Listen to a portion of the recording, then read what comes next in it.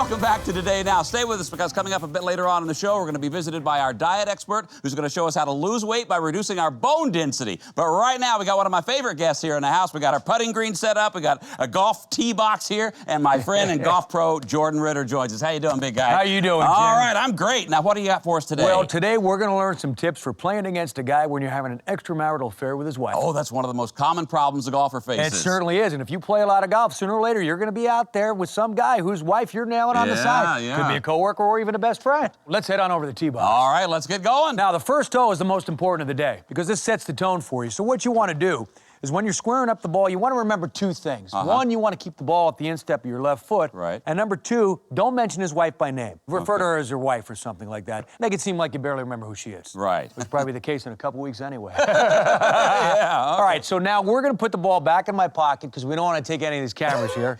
Now, you don't want any sudden movement in your swing. You want it nice and smooth, nice and smooth. Sort of like you're tiptoeing out the back door of a man's house just as he's coming home from work. Oh, I like that. Hey, why don't you give it a try? Oh, sure, absolutely.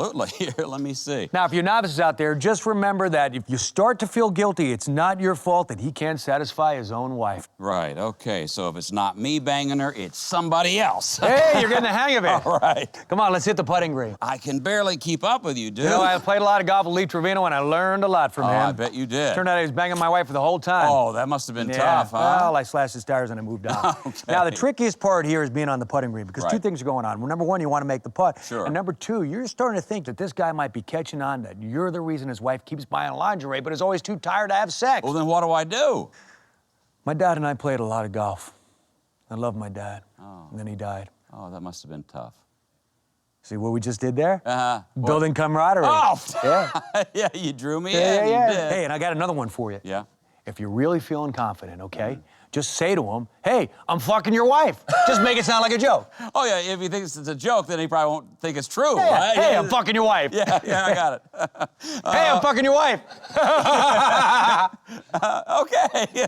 All right, Jordan Ritter, thanks very much for being with us today. Thank you, Jim. He'll be back next week to give us some tips on how to shake down caddies for their overheard stock tips. You join us for that. We're going to head back over to Tracy now. She's got some tips on things that ladies like to do.